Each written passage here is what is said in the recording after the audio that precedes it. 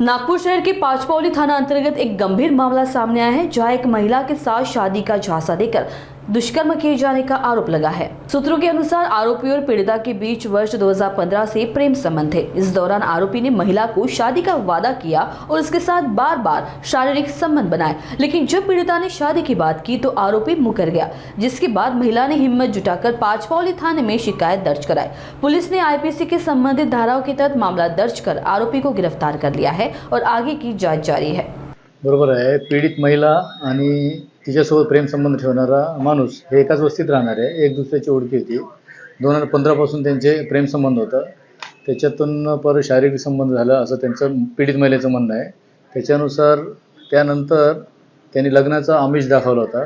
लग्न न केलं, लग्न न करता त्यांनी धोका दिलेला आहे अशा पद्धतीची पीडितने फिर्याद दिलेली आहे। त्या अनुषंगाने नवीन कायद्यानुसार 69 BNS नुसार ते गुन्हा आहे। त्या अनुषंगाने गुन्हा दाखल करून आरोपीला अटक केलेली आहे। PCR घेऊन पुढील तपास करीत आहे। नाही, तो NMC मध्ये कामाला आहे, आशिष आहाकार म्हणून आहे आणि तिचा ओळखीचाच आहे पीडितेचं, आणि तो लग्नास नकार दिला म्हणून हे झालं। त्याच्यावर दुसरे काही गुन्हे दाखल नाही। पीडित महिला प्रायव्हेट खाजगी हॉस्पिटलमध्ये नर्सिंगचं काम करते।